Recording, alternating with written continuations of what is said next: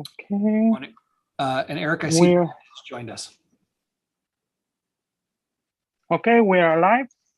So it's ready. Diana, are you able to start us off? Hold on, I couldn't hear anything. Okay, let us know when you're ready. So are we ready? Yes, we are. Okay, sorry everyone. Jeez, I don't have. Okay, this meeting is called to order. Is everyone present? I can't see anything. Yes. Take your sunglasses off.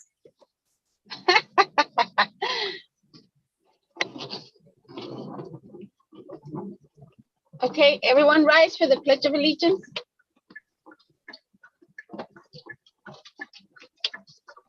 Ready, begin. I pledge allegiance To the to the flag flag Of of the United States of of America America and to the republic for which it stands, stands one nation, nation, under God, God, indivisible, with liberty and justice for all. for all. Ready, begin. I pledge allegiance To the to the flag flag of the United States of America and to the republic. Are we hearing ourselves?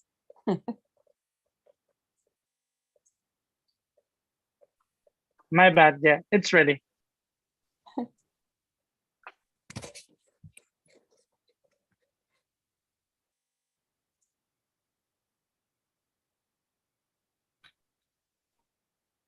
So President Garcia-Ruiz, I don't see anyone in the attendees category, so I don't think we have any participants or who are wanting to make comment unless our team, Emilio, knows something more, if anyone's registered for that.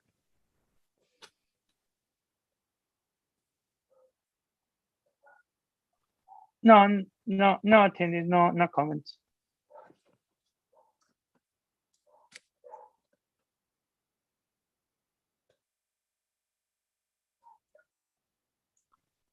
No, we don't have nothing on the attendance or comments. Thank you, Emilio. So Madam President, if you'd like to proceed with the agenda as soon as you're able.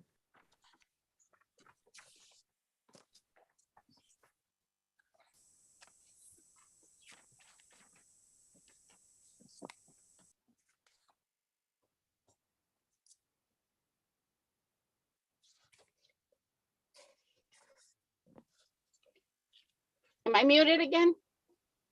No, I can hear you, but I can't see you. Okay. A phone call was coming in the middle of everything, so it kind of dropped me off. So do we go on to closed session now? No, Madam President, we actually have two open session items, and Mr. Ben Johnson is on the call and he'll be able to lead the second one. The first item is actually to approve the contract. We already selected McPherson and Jacobson as the search consultant. So item one is to approve the contract, and then item two is to work with McPherson and Jacobson and our consultant, Mr. Johnson, and he'll lead that discussion number two. If necessary, we'll go to a closed session. Okay. I'll make a motion that we accept the contract stipulations. I second. Okay, we have a motion by Ms. Jones, a second by Maria Peinado. All in favor? Aye. Aye. Aye. Okay, motion passes. So we move on to number two.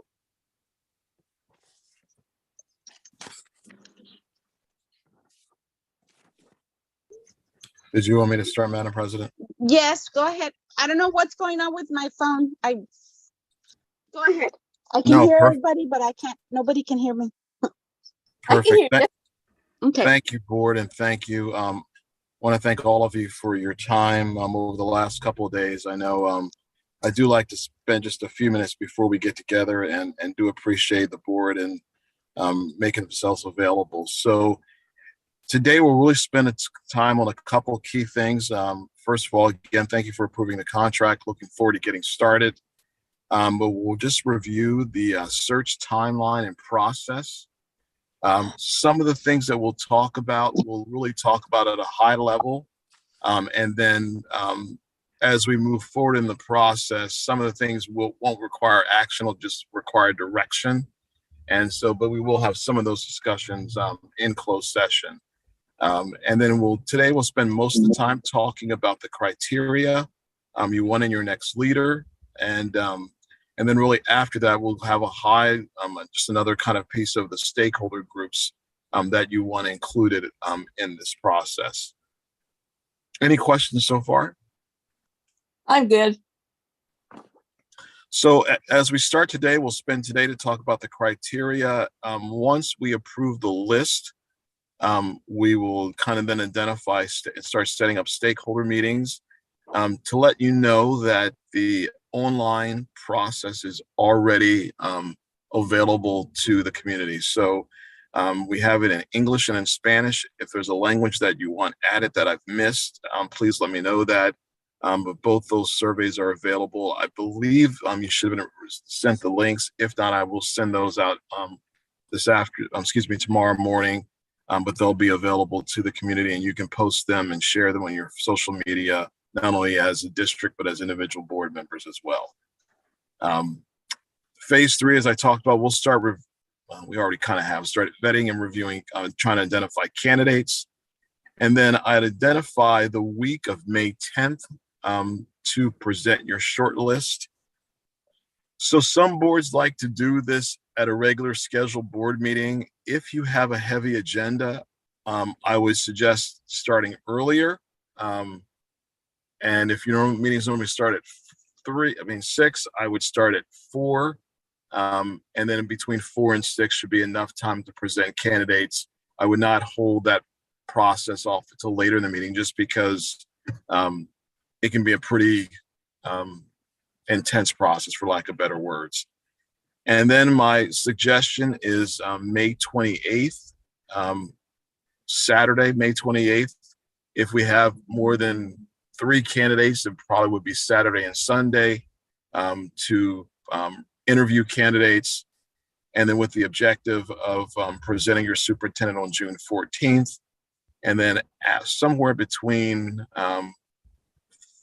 I'd say between 30 and 40, 60 days, we would have another session to set the goals and objectives with your new superintendent. Any questions relative to timelines, concerns, conflicts that people are aware of? None right this second for me. Anyone else?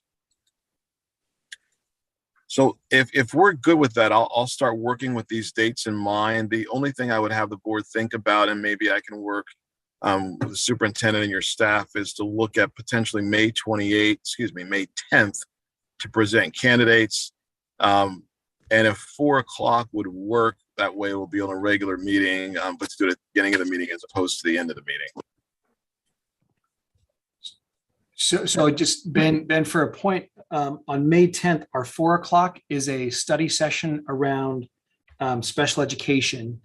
5 o'clock is 5:15 is a closed session. 6 o'clock is our regular open. So I would suggest, thank you for that information. I would suggest then we pick another day during that week to present the short list of candidates, and we can do it, I'm not looking at my calendar now, but from the top of my head, I think that Monday might work, but we could find another day that works with the board to do that.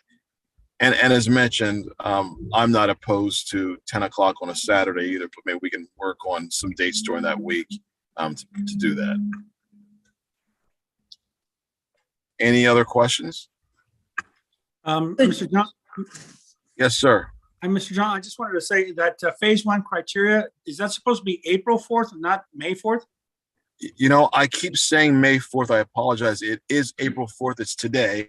I don't know why I will tell you, my daughter graduates that following week, and we've got something planned that day.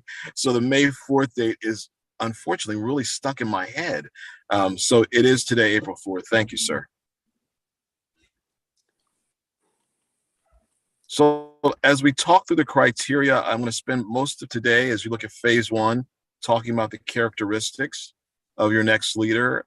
So I'd ask every board member, we're going to do a silent, quiet session, take 5 minutes, write down, use your phone. It doesn't matter what materials you use, but just capture the 5 most important, 5 to 10, but focus on 5 to 10 most important characteristics, traits, attributes you want in your next leader. And when you've done that, just let me know, and then we're going to talk about those.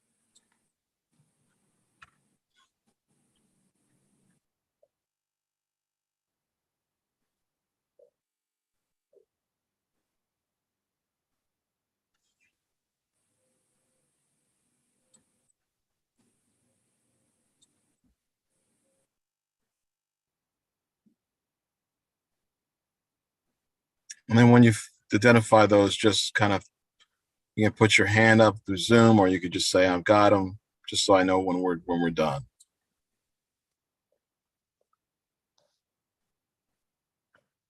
And I would suggest this, don't overthink it.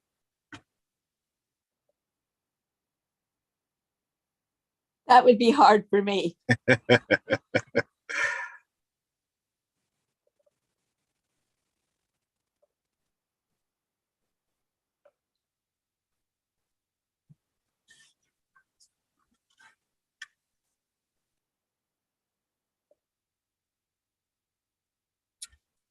Once you have your list completed, I'd like you to rank that list from 1 to 5. So 1 being the most important attribute. If you could only pick one thing, pick number 1, then 2, 3, 4, 5, and so on, please.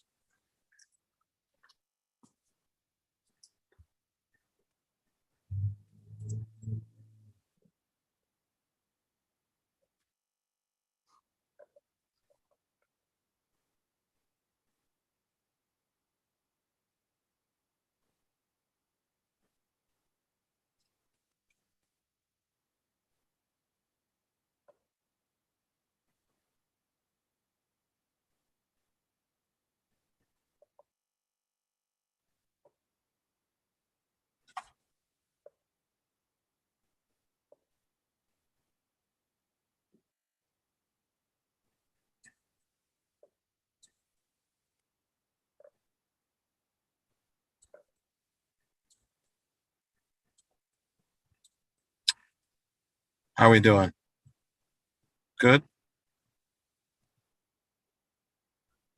All right, I'm going to try this. And I haven't tried this yet, but because we're not in person, so I haven't flip charted it yet, but we're going to try this to see if we can do it online.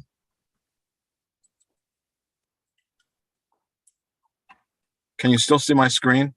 I can. Okay, good. All right, so I want to go in order. If you can give me your number 1 trait or attribute you want in your leader.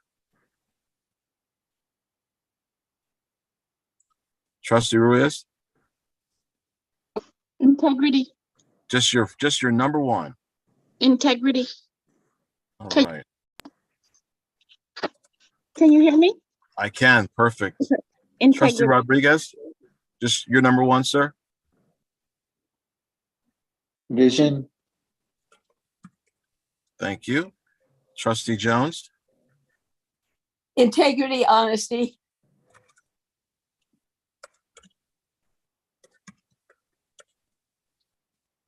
Trustee Veneto, Professional, and then Trustee Hernandez.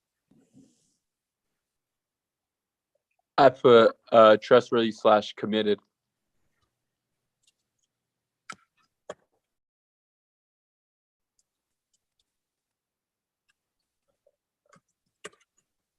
Okay, then we're going to do the second ones in the same order, please. CTE knowledge. CTE knowledge. Yes. Thank you. Sorry, my typing skills and my eyesight are failing me. Trustee Rodriguez. Effective communicator.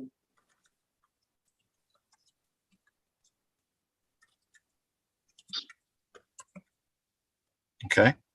Trustee Jones. A clear vision for our district with including CTE.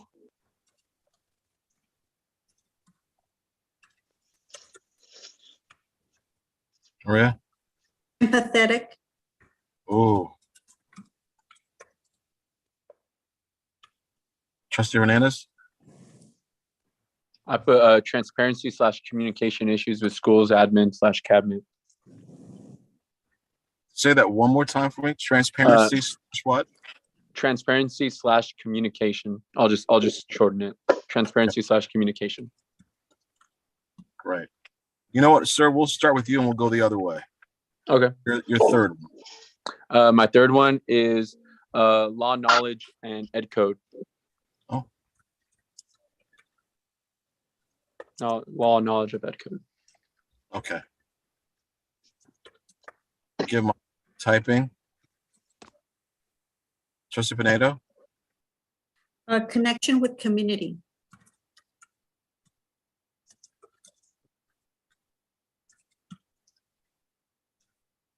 My eyesight. Trustee Jones. Effective communicator.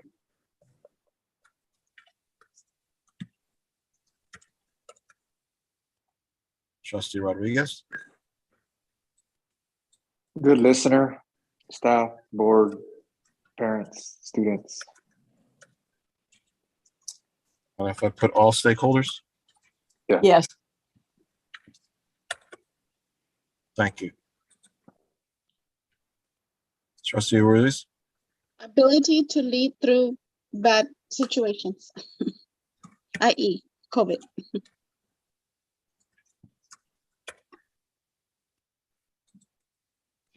We'll start with you again. You're number one. Okay. Communication. I had the same as Eric. Communication with all stakeholders. Thank you.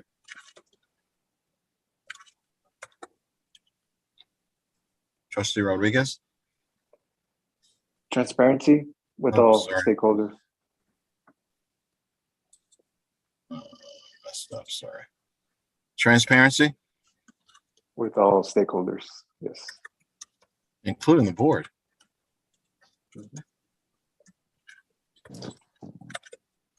Trustee Jones. An instructional leader.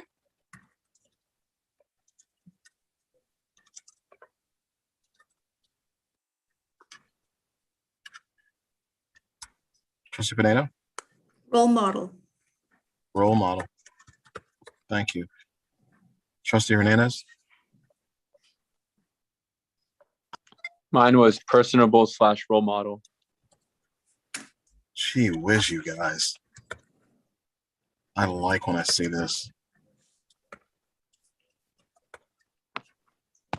And Trustee Hernandez, we'll finish off. We'll let you start this one too, please.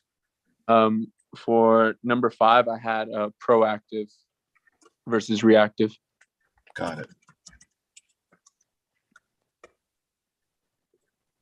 I apologize for my typing and if there's any typos, but the font is so small I can't really see it. Just Pinedo. Communication skills.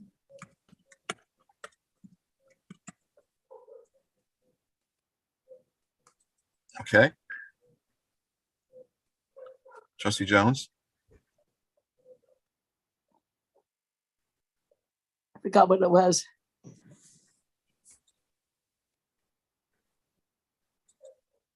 I think that I've got personal characteristics. I've got professional.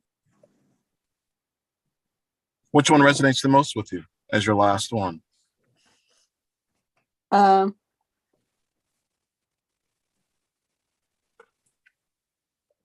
ability to get along with everybody. Thank you. Trustee Rodriguez? Mine is kind of similar. Approachable. That works. Great, thank you. And Trustee Ruiz? Strong presence in the community.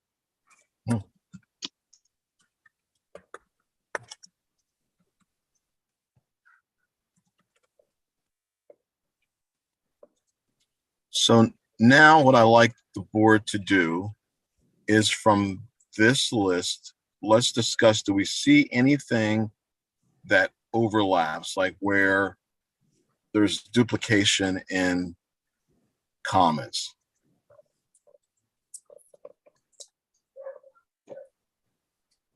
Communication has mentioned a few times. Yeah, so like all the effective communicator,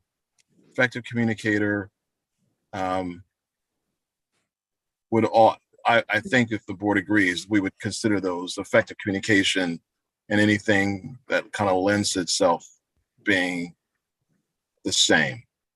Like communication with all stakeholders, and we can make that effective communication with all stakeholders, right? That could be a common trait. So in my mind, those would all, and it doesn't matter what I think, I want to make sure the board thinks that those would all fall into the same category. Does the board agree with that? Yes, I do. Yes. Anyone disagree? So communication skills, anything with communication that we've identified would be one place. And I think the common verbiage using everything that you said is effective communication with all stakeholders. So that, I'm going to put that here, but it'll capture that. And that way you'll see it in one of the boxes, but it does, I think, cover multiple ones. Anything else that looks similar to the board? To me, integrity and then like the trustworthiness part. I see integrity coming out pretty often. And Ms. Ruiz, Ms. Jones, integrity, honesty, mine, trustworthy, committed. I feel like that one's kind of popping up in there. I think I'd And agree with then that. the empathetic with the role model and ability to get along, approachable. I think those all go together as well. So thank you, sir. So Mhm. does everybody agree that integrity, honesty, and trustworthy all go together? Yes, that works for me. Anyone disagree? And then the next piece, and I think I got this right, was the one that was personable, role model, approachable, Empathetic. Yeah. was empathetic. Were those the four that we all put together? Yeah, I think so. Board, what does the rest of the board think? Anyone disagree? No, I don't.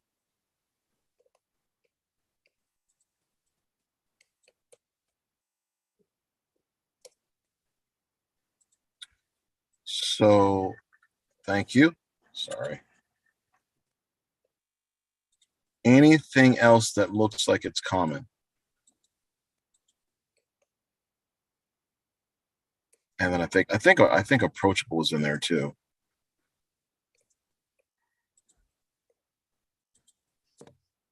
Those are all good personal characteristics. Yeah, and they all kind of go together.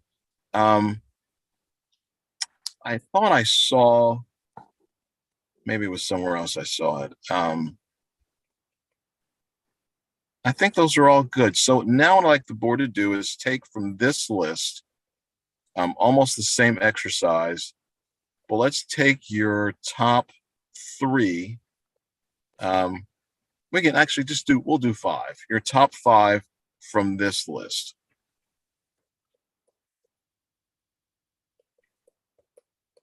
And I'll leave this up for a while, and we'll do that. So you're only pulling things from this list to identify the characteristics that you want.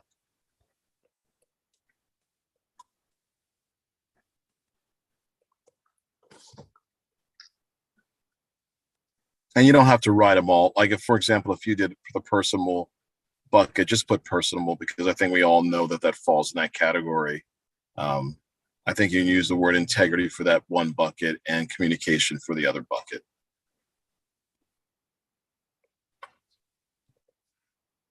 We can probably blend a vision for the district and instructional leadership kind of together. I would keep those separate. Okay. Just because the vision could be a lot of things and I would not want to Get down those weeds.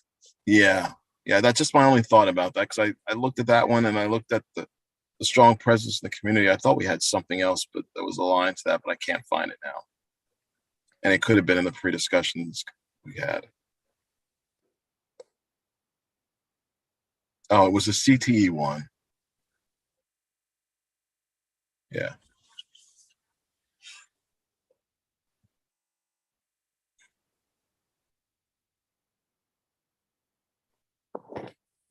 All right, I'm ready. Perfect. Thank you.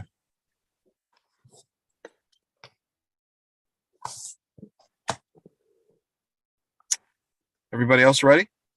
I was born ready. Well, let's do the same thing if everybody's ready. Carlos, you started first. We'll start with, Trustee Hernandez, we'll start with you. Okay. What's your priority one? My number one, I put the integrity one, that clump, integrity, honesty, trustworthy. So I'll just put integrity, that clump. That's Perfect. my number one. Thank you, sir. I go along with that. Did anybody else have integrity as their number one?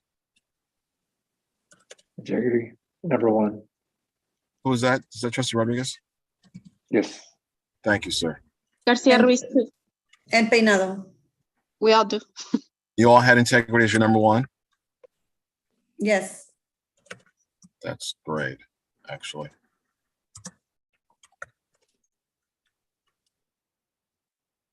Trustee Ruiz, what was your second one? And we'll just go in that order, please. What was your second criteria?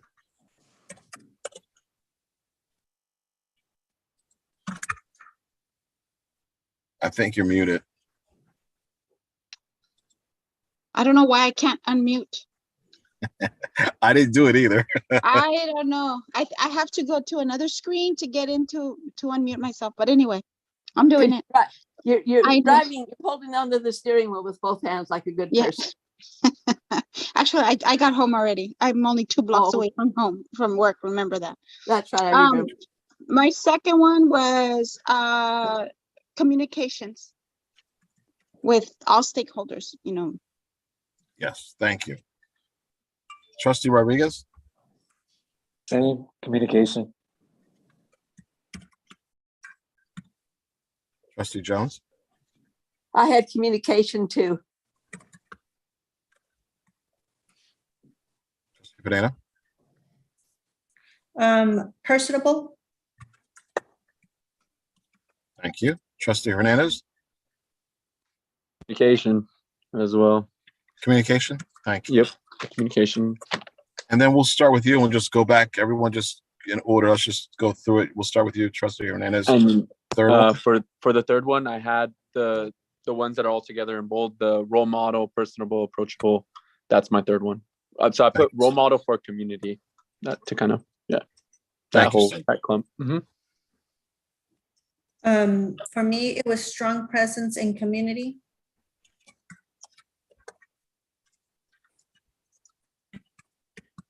Thank you. Trustee Jones? Mine is instructional leadership.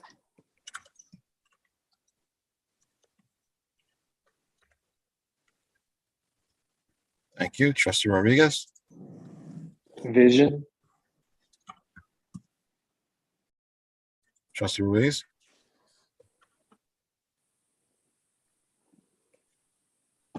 ability to lead through adversity.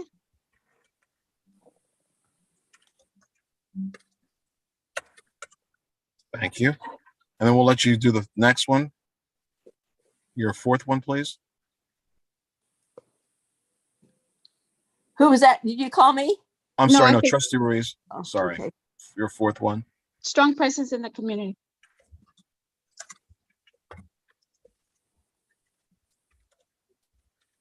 Trustee Rodriguez, your fourth one.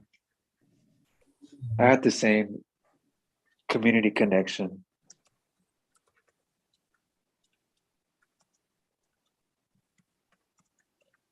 Thank you, James.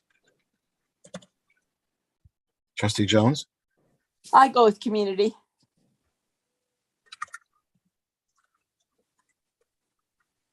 trustee Pinedo, Effective communicator.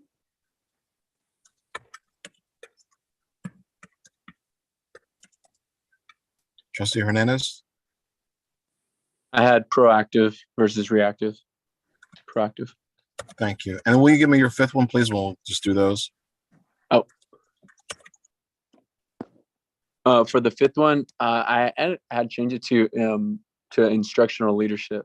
Forgot about that one, and that's important to me. That's real important. Yes, Vision. vision.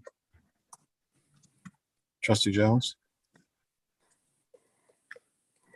My first thing I said down when I wrote this down was vision. Have a good vision for our district. thank you. Trustee Rodriguez, Instructional leadership.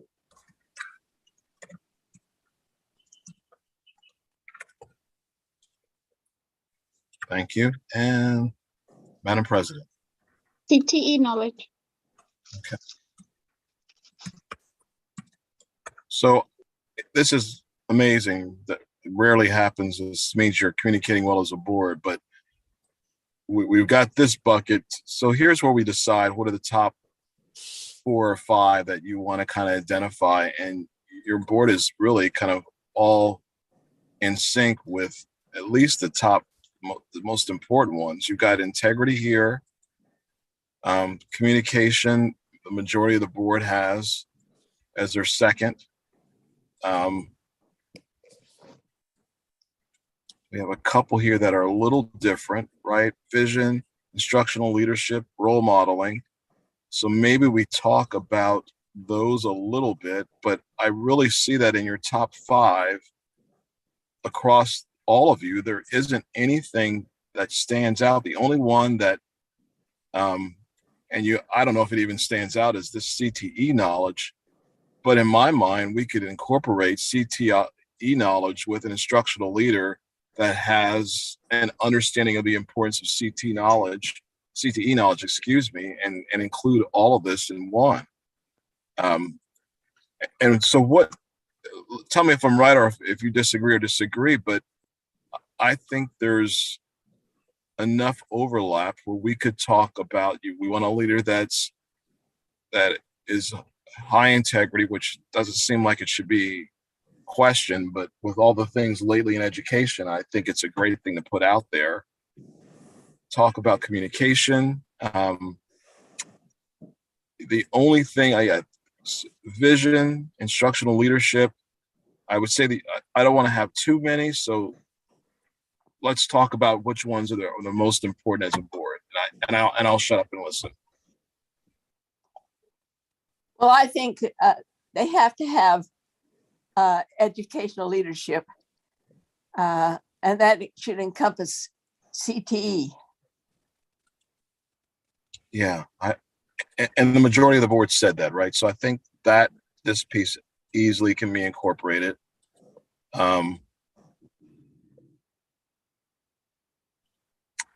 So in my mind, I don't know if we can put the role modeling piece in. I think that maybe it's a nice to have, but when I look at everything else is there, I don't know if we have enough. I don't want to put too many things where we want to try to keep it between 3 and 5. And so when I look across what the boards identified, I think the big pieces are integrity, communication, strong presence in the community.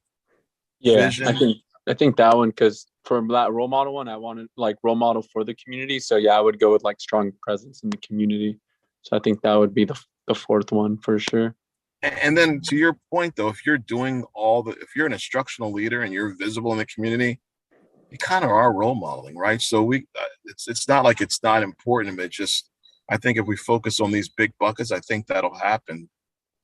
What is the board's feeling on what I said? So everything I have highlighted would be a priority: vision, integrity, communication, strong presence in the community, and an instructional leader that has CTE knowledge. And you know, I brought up the CTE knowledge, but I want to make sure that we don't bring someone in that is completely oblivious to it. It doesn't really have to be like that they are experts in it, but I want someone that has at least done it before. Thank What you. I do know what you mean. You're not looking for someone that's an expert in CTE, but someone that has an understanding of the importance of college and career, right? Yes. Yes. Yeah, that's if they have high school experience, my gosh, they should have that. How do we feel about the kind of, so let me explain what we'll do. We'll take these high level identifiers and create some verbiage behind them, and that will go in the brochure. And it will also go in our dialogue when we're communicating with potential candidates. But are we comfortable with these being the criteria that we're going to focus on for the next superintendent?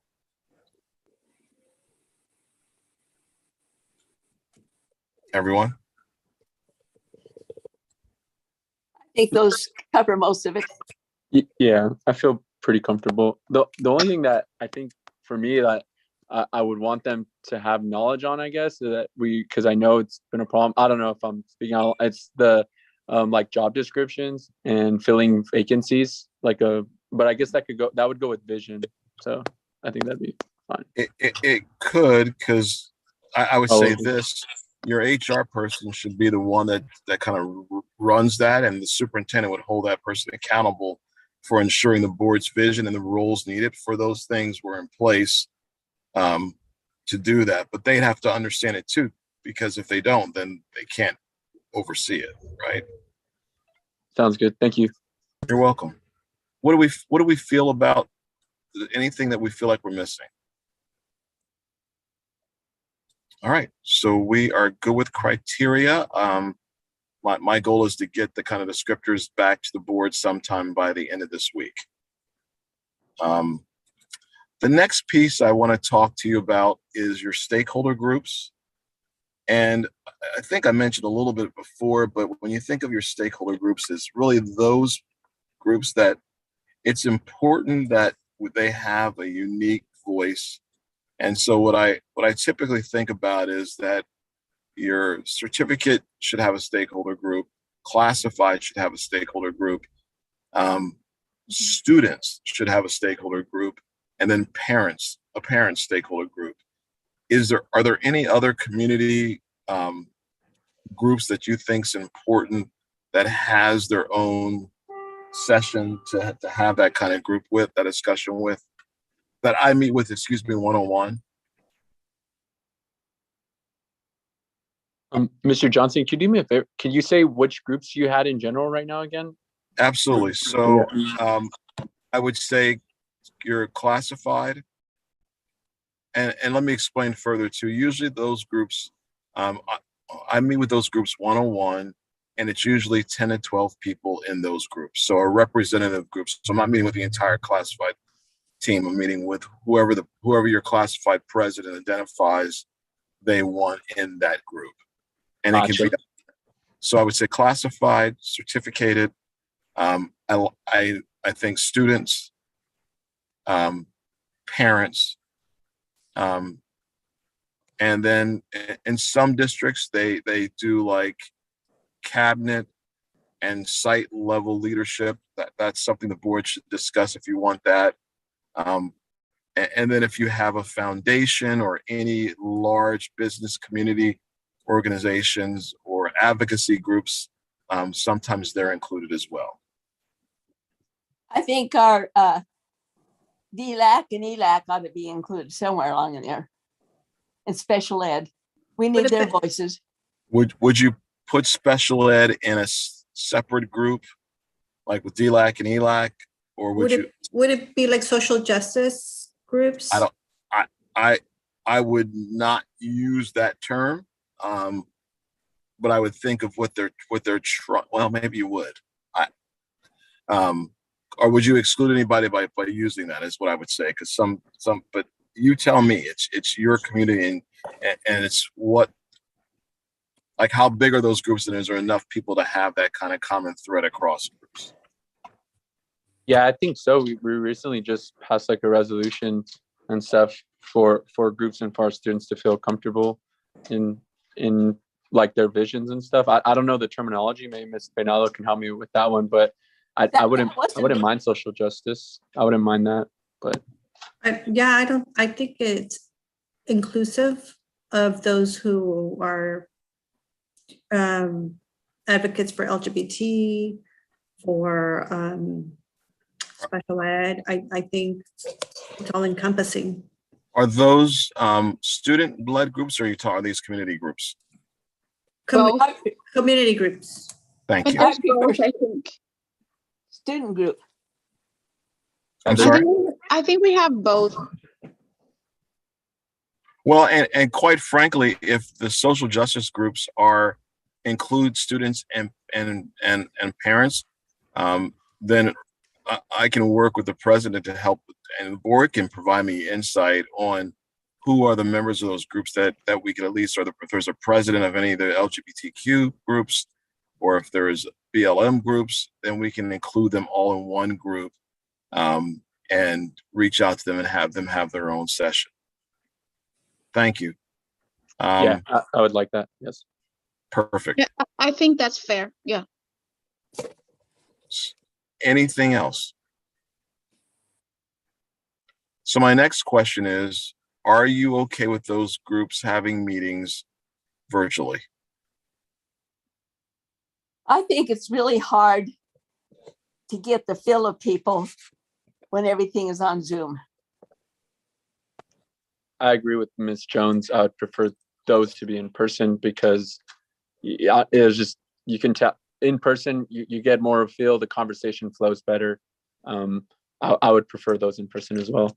I'm biased. I tend to agree. The only challenge is at times, and we'll see once we try to start scheduling, that sometimes scheduling is an issue when you do them in person. True.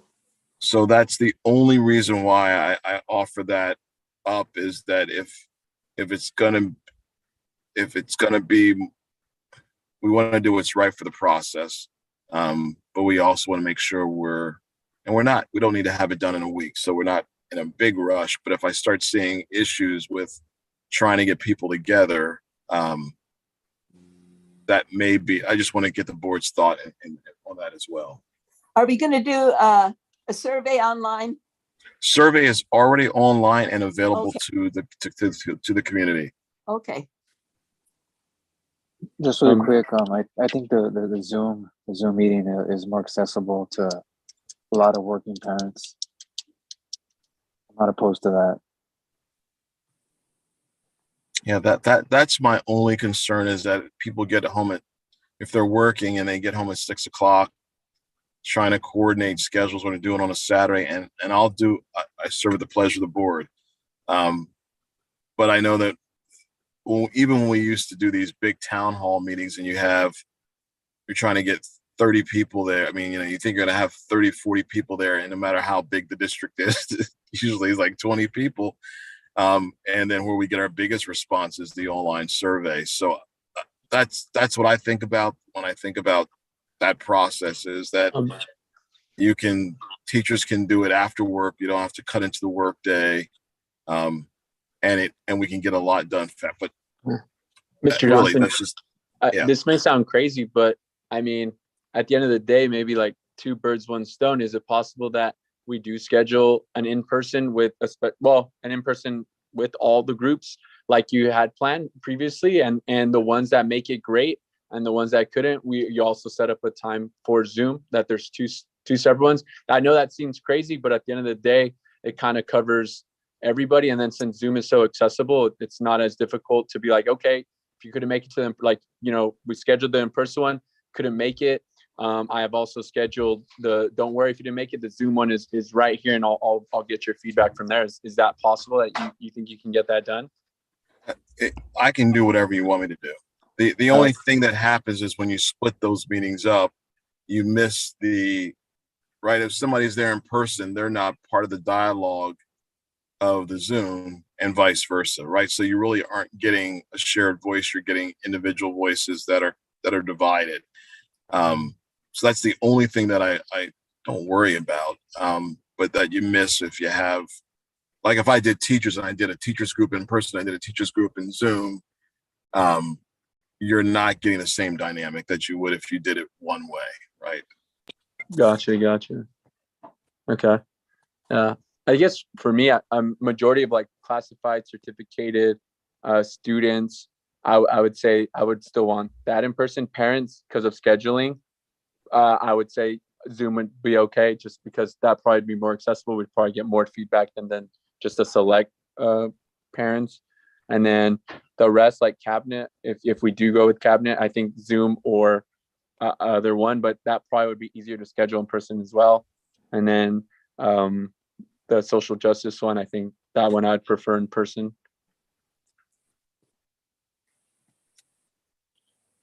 Rest of the board, thoughts?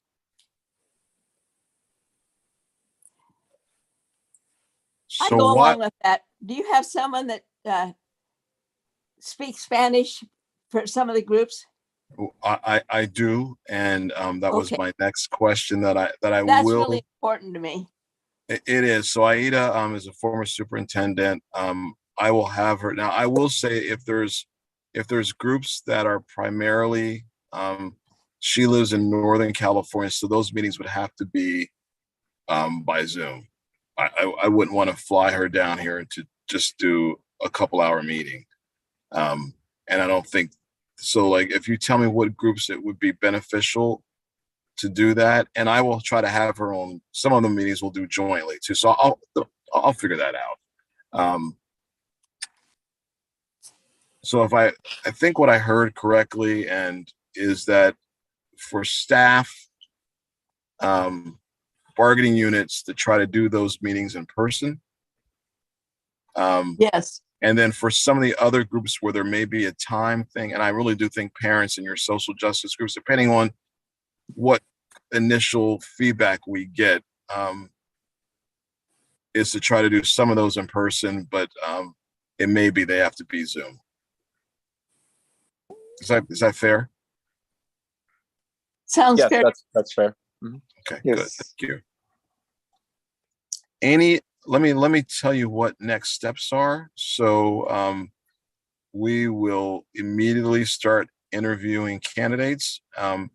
Some of the things I'm not going to need the board's answer on today, but I want you to start thinking about. So one of the things that we talked about was potentially doing a community panel.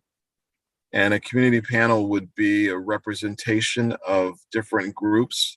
So for example, when I do it, I recommend that you have a representative from each bargaining unit. The president of those units determines who they want to represent their group. It's either them or somebody or their designee. I think someone from cabinet is good if they're not applying. And then the board each picks someone they want to be their community representative on this community panel. So that would be 5 people. So usually the community panel is between 8 and 11 people. Sometimes boards will have a former board member or superintendent or city council person that sits on as well. What the important thing to note is they are not ranking candidates. They are interviewing candidates with questions that the board has provided, that we work on together, and the board gives them those questions. They do not get the questions ahead of time. And depending on how many days, or if it's a day or two that we do interviews, They have to be there for the entire time. But they are not ranking candidates. They're only giving the strengths and the potential areas of opportunity of those candidates. And that's information that I give to the board once the board makes their deliberation. And it avoids anyone saying that we picked this person and the board picked somebody else. They're not picking anybody. They're giving you information on what they saw based on the questions they were given. So you can ask us, we can ask questions about that process now if you want, but I would say kind of let that percolate. And there's positives and negatives about the process. And probably the biggest negative that I hear potentially from people is that the more people that find out who's interviewing, the more people know that who's interviewing, right? And a lot of candidates want really tight confidentiality. And so you'll see as we go through this process, we want to be transparent with the board, but we also want to be mindful that some boards are comfortable when their leaders decide to look for other opportunities, and some are vindictive when I'm just being direct, when they find out, even if it's an assistant superintendent. So we want to be really mindful that every candidate has a different situation they're dealing with, and we want to make sure that they know that they're going to receive the full respect of this is their career, right? It's not their hobby. This is their career. We want to be respectful of that, and if we do that, we'll get people that'll apply for the job, right? Any other questions? No, I like how you said just to let us think on it, because yeah, I kind of just need to ponder on that for a bit, for me at least. No, and there's no rush to it, right? At some point, we'll have to make that decision, just so the candidates know. But once we identify a date, and we confirm that date is good with the board for interviews, candidates will know those dates. And I usually tell candidates that if we're doing interviewing that's 28th and 29th of May, that I tell candidates plan on both days, because we don't know what's going to happen. So you're focused on interviewing that weekend. Anything else you have for me? Any other questions about next steps and process? I will tell you this, at some point I'll start working on questions. The candidates won't get those, but we'll start developing questions for the candidates, and I will send you an initial run of those questions through SurveyMonkey, and it'll just get us started as far as how and what we want to build in our process. And it'll be around the criteria that we've identified. Yes, Mr. Johnson, I had a question about, the surveys for the stakeholders, like classified, certificated students, parents, on all that we discussed. For the questions of that survey, do you develop them, or do we look at them before you actually speak to them, or is it kind of like open dialogue and do we get those results, et cetera? How does that process work? No, great question. So we asked the candidates we asked the stakeholder groups all the same 4 questions, and the same questions that are online. The first question is, what's good about the community? What's good about the district? What should a candidate know about the district and community before making a decision to come to the district? And what characteristics, traits, or attributes do you want in your next leader? And so those 4 questions are the same questions that we do in the survey. Once this online survey is completed, my guess is you'll probably get between 70 and 60 and 100 people to fill out that online survey.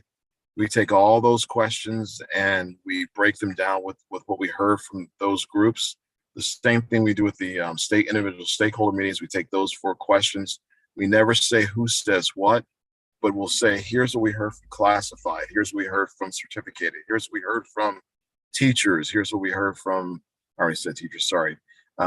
And then we just break those kind of answers down. So then what are common themes across groups and what are things that are outliers. And then the nice thing about it is we also give this report to candidates. We suggest to the board that you put it online because we'll have it done hopefully pretty quickly, depending on when we can get things scheduled. But it's a good resource not only for this process, but as you move forward to even your goal setting sessions with the superintendent later. And it's also a good thing to check back and see how are we doing as a board, because in some ways it's an evaluation of the governance process too. Did I answer your question? Because I said Yes, a lot. Mr. Johnson. No, it sounds good. Thank you very much. I appreciate it. You're welcome. Thank you. Anything else from the board? Now, when we do the question development, are we going to be able to add or delete? You can absolutely. So the way it'll work is I will send out, and they won't be perfect, so just know that right now. I will send out some ideas for questions to the board, and my gut is you develop between 10 and 12 questions to interview candidates with. You will definitely change what I send out. My questions are not perfect. They're not going to flow perfectly for what you want, but it'll be a starting point to have discussion around, and it'll be based on the criteria that we talked about today. And then I will words, and then some members will actually have questions of their own. We will probably do that. We will do that at a closed session meeting because no one can know the questions ahead of time. And we will finalize those questions as we move forward. But we'll have that done. And in addition to that, we will privately talk about what the process looks like for the candidates. What I forgot to mention is when we bring you the short list too, you will get a link to a video to watch candidates answer 3 really basic questions about education, maybe some basic questions about education, but that'll be something else you'll be able to look at before you actually interview the candidates or even do the shortlist reviews.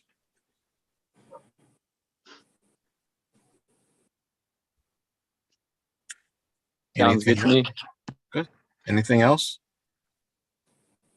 I think all the board members have my cell phone. I really said this and I'll say it publicly.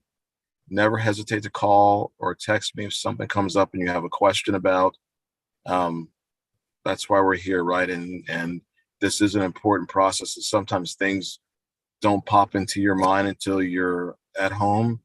I will just ask that it's after 8 a.m. and before 10 p.m. But outside of that, that's really the only thing that I request.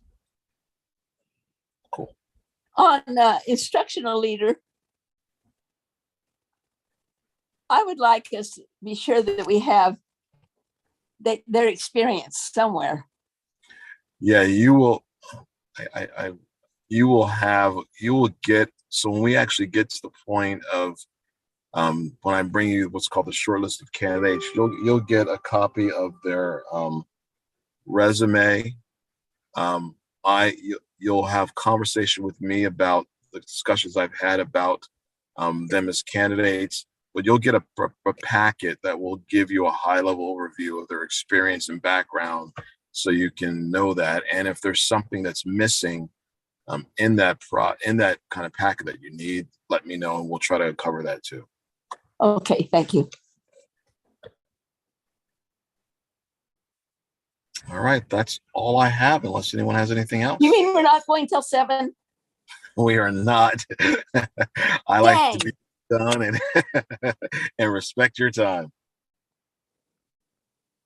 And Diana, by the way, my dog's cuter than your dog. Mine's cuter. Mine can beat up your dog. Probably. Emma, do we want to put in there that they have to be good dancers so they can be an IVROP? Well, with the stars. I'm glad you asked that question. So some boards have, here's minimum requirements. And I'm glad you asked that question because I forgot. I would have remembered it this morning at 2:00. So are there things that we talked about criteria, but that are must-haves? And let me give you an example. A requirement most boards do is says the person must have cabinet level, or they'll do director level experience. Talk to me about your thoughts relative to that. Do you think your superintendent should have, in order to apply, unless there's something unique, do you want it as a requirement or preferred? Preferred. Preferred. Okay, so cabinet level experience preferred. And I would I think- prefer them to have had some kind of high school experience, because sometimes we get people in that don't know anything about football or tennis or swimming or things So like that's- that. So I want to hear from the entire board about the second piece. Do they have to have, I'm sorry? Explain to me when you say cabinet level. Like Cabinet- minimum requirements, have they ever been a superintendent before, you mean? Cabinet level typically APs. mean, I'm sorry? Assistant superintendent would work. Yeah, cabinet level experience typically means, and Dr. Anderson, you definitely fall in here, but in my mind, it's usually assistant superintendent level or higher. Yeah, I think one of the things that's helpful, especially depending on the applicants, you could say cabinet level preferred or district office experience required, because that way you've got someone who might have been a director, or they may have a different title because of where they come from. That's true. So you may want to say, and that's one of the things that I look for too, is the criteria around district office experience. Because not everybody listed cabinet level, but they did list district office experience, which I think that's more critical. More agree. so than cabinet level, but having spent time in a district office in some administrative role, I think is a critical piece. Well, and your point is well taken, because if you're in LA Unified, you could be in the district office, but your actual span of responsibility could be 40,000 students, and you're not even in cabinet. So thank you for that feedback. Yeah, in LA Unified, you're far from cabinet with a project like that. So I know, it's true. Yep. Anything else that's important to the board? And I hear the board saying preferred, and I would say thank you for that, because I talked about the funnel piece, right? Like, let as many candidates come in that we can look at the candidates, compare them to others. But some candidates won't be a knockout, and they could be superstars and not have, like I was saying, cabinet level. They could have district office experience. Yeah, and I think that goes in line with, the whole casting a wide net idea of, I think when you say required, you're kind of slowly culling down already. So yeah, I like the language of preferred rather than required. Me too. All right, I think I have my direction. I will work on that this week. My goal is to get everything done by the close of business this week, as far as all those things. And my only suggestion is, as we go through, I think Carol will help us with a lot of it. And I think a lot of the information we want about the district is already on the About Us section that you have about your district. We'll want some pictures. But I think the quick thing is, let's get out and start advertising so we can start officially, now that we have the criteria, recruiting candidates. Perfect. Thank you, everybody. Have a wonderful rest of your day. And unless you don't need me, I think we're good. Okay. Okay, thank you, Ben, for your time. Thank Thank you, you, Mr. everybody. Johnson. Really good. Thank you very Thank you. much. Bye. Well, before we close, Mr. Johnson, I did send you an email at the beginning of this open session. If you would send me that timeline that you covered and the links, and so I can get those promoted out using our social media and our Parent Square communication tool, and then get all those items posted on our superintendent search page. So I will that's- do that. I will do that by noon tomorrow. that'll be great, and I'll have it up within the day. Thank you, sir. Appreciate it. Thank you. So, Madam President, there's no other additional items, There's and nothing I else? don't need to go to closed session unless there's something else that the board wants to discuss. Does anybody require to go into closed session? Hearing none, the meeting is adjourned. Thank you, everyone. Thank you for putting up with me. All right, thank you. Later, guys. Well, have a good evening. Bye-bye. Thank you. Bye.